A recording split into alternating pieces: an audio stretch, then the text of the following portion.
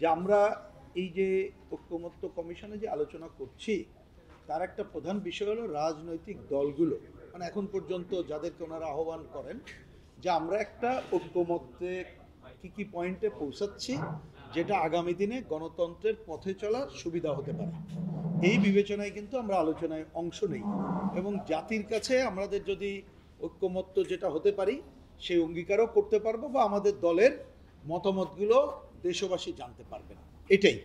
এবং এটা মনে রাখা দরকার, এইখানে যেটা ঐক্যমত্য যেটা হচ্ছে সংবিধান সংশোধন করে যে কাজগুলো করতে হবে এটা কিন্তু করবে নির্বাচিত পার্লামেন্ট, তার আগে কিন্তু সেই সুযোগগুলো নাই। কিন্তু আমরা যারা আছি, যারা ক্ষমতায় যাব বা বাইরে থাকবো, ঐক্যমত্য হলো ওইটা কাজ দ্রুততার সাথে করতে পারবো, এটাই কিন্তু আমাদের ভিত্তি পয়েন্ট। তো এইবার এখন যে আলোচনা আসছে আপনারা জানেন যে নির্বাচন কমিশন, সরকারি কর্ম কমিশন, মহাহিসাব রক্ষক ও নিয়ন্ত্রক, দুর্নীতি দমন কমিশন ও ন্যায়পাল নিয়োগের বিধান, আমি কথাগুলো বলে যাচ্ছি, এটা প্রয়োজন আছে এই জন্যে। এই কয়টা বিষয় আমরা সংবিধানের পার্ট করলে কি কি করতে পারি, যদিও এই কমিশনের প্রস্তাব ছিল আরও অনেক পয়েন্টে তারা সংবিধানের পার্ট করবেন, কিন্তু তারা হয়তো বাস্তবতা বিবেচনায় সেটা আনেন নাই। এক্ষেত্রে আমি কমিউনিস্ট পার্টির একটা পজিশন কালকে বলেছি, সেটা বলি। আমরা মনে করি এই যে বিষয়গুলো এসেছে যেটা সাংবিধানিক বা বিধিবদ্ধ প্রতিষ্ঠান, এইটা নিয়োগে শুধুমাত্র অতীত দিনে এক ব্যক্তি বা একটা গোষ্ঠীর উপরে থাকতো, সেটা করা উচিত না। আমরা যতটুকু পারি সংবিধানের পার্টও করতে পারি, যদি কোনো কারণে ঐক্যমত্য না হয় কোনো অসুবিধা নাই, কিন্তু কতকগুলো বিধিবদ্ধ আইন করা দরকার যাতে স্বচ্ছতার সাথে আরও ভালো মানুষকে, ভালো টিমকেই আমরা এখানে দায়িত্ব দিতে পারি, এটা আমাদের ভিত্তি কথা। আজকের এজেন্ডায় নির্বাচন কমিশন, এটা নিয়ে আর বেশি কথা বলছি না। আমরা মনে করি যে গতকাল আপনারা অন্যদের কাছে শুনেছেন বলে বাড়াচ্ছি না, যে এইখানে যে কয়জনের কথা ওনারা বলেছেন আমাদের বিবেচনায় যে সামগ্রিক বিবেচনা এগুলো হতে পারে। আমরা আমাদের প্রস্তাবে বলেছিলাম যে এইখানে সংসদীয় নেতা এবং বিরোধী দলের নেতার কথা বলেছেন, এটা অ্যাকচুয়ালি এইভাবে বলাটাই বেস্ট, প্রধানমন্ত্রী বা বিরোধী দলীয় নেত্রীর নির্বাচিত প্রতিনিধিরা, কারণ তাদের তো অন্য কাজ আছে এবং পরে যে এইটা করবেন।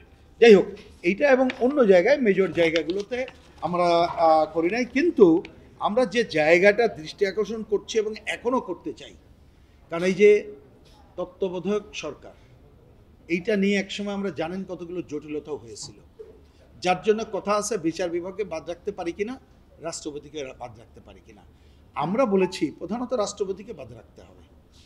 আমরা ত্রয়োদশ সংশোধনীর যে একেবারে যদি এই ধাপগুলো অতিক্রম করে যেখানে বলা আছে ফেল করে যায়, তখন ত্রয়োদশ সংশোধনীর ধাপগুলো রাখার কথা বিবেচনা করা যেতে পারে, সেটা লাস্ট ধাপ, র্যাঙ্কিং চয়েস এগুলো করে যদি ফেল করি, এটাই। কিন্তু আমাদের অন্যদের থেকে অন্যতম কি বলবো বিকল্প জায়গাটা হচ্ছে নামটা কী হবে, কারণ নামের মধ্যে অনেক কিছু কিন্তু সামনে চলে আসে। তা আমরা বারবার বলছি এই নামটা হওয়া উচিত নির্বাচনকালীন নির্দলীয় নিরপেক্ষ তত্ত্বাবধায়ক সরকার। তাহলে এই নামটা টাইটেলে দিয়ে যদি আমরা তার সুনির্দিষ্ট কাজ করে দিতে পারি, তাহলে এই জটিলতা হবে না, কারণ এটা তো মাত্র 3 মাসের ব্যাপার, তারা একটা ভালো নির্বাচন উপহার দেবে। আশা করব আমরা এটা নির্বাচন কমিশন তারা এটাকে বিবেচনা করবে এবং অন্য যারা আছে তারা বিবেচনা করবে, এবং অন্য বিষয়গুলো আমরা যদি ঐক্যমত্য না হতে পারি, কিন্তু কি ভালো আইন করে এই প্রতিষ্ঠানে ভালো নিয়োগ করতে পারি সেটা দেখা দরকার বলে মনে করছি। এবার ছোট্ট কথা, আপনারা ইতিমধ্যে জেনেছেন যারা ভেতরে ছিলেন, আমাদের এই যে আমরা কর্মসূচিতে অংশ নিচ্ছি, কিন্তু আমাদের মনটা অন্য জায়গায় পড়ে আছে।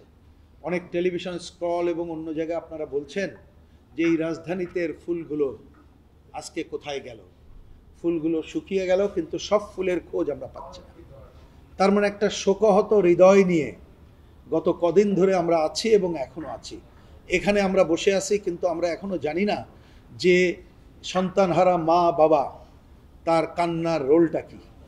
একটা হাজারই আমাদের করতে হচ্ছে, এটা খুবই দুঃখ এবং ক্ষোভের সাথে বলতে হচ্ছে, কতজন নিহত হয়েছে, কতজন আহত হয়েছে প্রকৃত তালিকা দরকার। এটা প্রয়োজন ছিল না যে শুরুতে যদি সরকার দায়িত্বশীল আচরণ করতেন, তারা একটা কন্ট্রোল রুম করে কি করছেন এটা যদি তারা করতেন। তারা ওইখানে যেভাবে মাইলস্টোনের রাতের বেলায় খালি করে দিলেন এবং যেভাবে ওইখানে সাংবাদিকদের সরিয়ে দিলেন এবং অন্যান্য কর্মকাণ্ডগুলো করলেন, এই কাজগুলো না করলে এই সংকটগুলো হতো না। আমাদের স্বাস্থ্য উপদেষ্টা, শিক্ষা উপদেষ্টা, তাদের যে আচরণ, সে স্বাস্থ্য উপদেষ্টা তো খবরও নাই, শিক্ষা উপদেষ্টা পরের দিন পরীক্ষা, এটা কোনো সাধারণ সেন্সের ব্যাপার। রাত 3টায় তিনি এটা বাতিল করেন এবং পরে দেখবেন আরও 2 দিন বাতিল করলেন। তার মানে কি জিনিসটা আসলে কোনো সরকার আছে কিনা এটা আমরা বুঝতে পারছি না। এবং দেখা যাচ্ছে যে পাইলট নিহত হয়েছে, এটা তো কাম্য না। তাকে নিয়ে ওনারা যত উদ্গ্রীব, আমাদের যে শিক্ষিকা যে অন্যতম মহানুভূত রেখে গেলেন ছাত্ররা, সেইখানে কিন্তু তাদের দিকে যেন কোনো নজর নাই। যে এই ঘটনাগুলোর পরে আমরা আরও ক্ষোভের সাথে লক্ষ্য করলাম আমাদের উপদেষ্টা কালকে কয়েকটা রাজনৈতিক দলগুলো নিয়ে বসলেন, সেটা বসতেই পারেন। আমাদের যদি ডাকেন, যদি সুনির্দিষ্ট ইস্যু থাকে, আমরা আগেই বলেছি সুনির্দিষ্ট ইস্যু থাকলে যাবো, আমাদের কথা বলবো, সেটা সমস্যা না। কিন্তু একজন উপদেষ্টা যখন সেখানে এসে বলেন, কারণ আগের আপনার খেয়াল আছে, আমি একটু খালি বোঝার জন্য বলেন বলে একটু পজ দিয়ে বলি, এর আগে যে কর্তৃত্ববাদী স্বৈরাচারের অবসান আমরা যখন ঘটালাম, তারা বিপদে পড়লে তার এলি রাজনৈতিক দলের ডাকতো, তারা যে সবাই মিলে বলতো কঠোর ব্যবস্থা গ্রহণ করুন। সেই কঠোর ব্যবস্থা করতে করতে কোথায় গেছিলাম আমরা দেখেছেন। তারা এত বড় ঘটনা, সেইখানে নিজেদের দায় দায়িত্বের কথা বললেন না। আমরা পত্রিকায় দেখলাম 2 উপদেষ্টাকে নাকি 8-9 ঘন্টা আটকিয়ে রেখেছিল। তারপরে এসে বড় গলায় কথা বলে তারা যেটা বলতে চাইলেন দোষারোপ করতে চাইলেন। এই অবস্থা চলল। গোপালগঞ্জ কদিন আগে হত্যাকাণ্ড ঘটে গেল এবং সেইখানে অনেক রাজনৈতিক দলগুলোকে মানে কি বলবো, তারা দায়িত্বশীল আচরণ করে নাই। ফ্যাসিবাদী যে আগে ছিল তাদের ফিরে আসার নানা সুযোগ তারা করে দিচ্ছেন। তারা তো সংকট তৈরি করবেই। সেইখানে 2 জন উপদেষ্টা গেল, কিন্তু তারা নিহত আহতদের বাড়িতে গেল। আগে যেমন দেখেছেন স্থাপনা দেখতে গেছেন, ওনারাও যেন তাই। তার মানে মানুষের মধ্যে পারসেপশনটা কি, যে এরা জনগণের স্বার্থ রক্ষা করছেন, অন্যদের করছে। সর্বশেষ গতকাল যে ধরনের ন্যাক্কারজনক হামলা আমাদের তরুণ ছাত্রছাত্রীদের প্রতি হলো, আর তাদের বাড়াবাড়ি আমরা চাই না, কিন্তু এগুলো তো ধৈর্য ধরে মোকাবেলা করতে হবে। ধৈর্য ধরে মোকাবেলা না করে তারা যে ধরনের ঘটনা ঘটলো, শতাধিক নাকি আহত হসপিটালে আছে, আমরা সেইখানে যাব দেখতে। আমরা পরিষ্কার আজকে সবার শুরুতে বললাম, এই ধরনের অবস্থা রেখে আমাদের এই ধরনের সভায় উপস্থিত থাকা কঠিন, কিন্তু জাতীয় ঐক্যমত্যের আলোচনাটাও গুরুত্বপূর্ণ। এই বিবেচনায় শুরু থেকে আমরা এখানে কমিউনিস্ট পার্টি, বাংলাদেশ জাসদ, বাংলাদেশের সমাজতান্ত্রিক দল, তারা আমরা এখানে ওয়াকআউট করি 10 মিনিট 15 মিনিটের জন্য, তারপরে আবার ফিরে আসি। তা আমরা দেখলাম যে অনেকের উপলব্ধিতে আছে। এখানে যারা আমরা রাজনৈতিক দলগুলো আছি, তার অধিকাংশ দল পরে আমাদেরকে বলেছেন যে আপনাদের স্পিডকে সমর্থন করি, কিন্তু আগে হয়তো আমরা কথা বলে নিতে পারিনি বলে আপনারা ওয়াকআউট করলেন, আমরা যাইনি, কিন্তু আপনাদের স্পিডকে আমরা সমর্থন করি বলে আমরা মনে হয়েছে।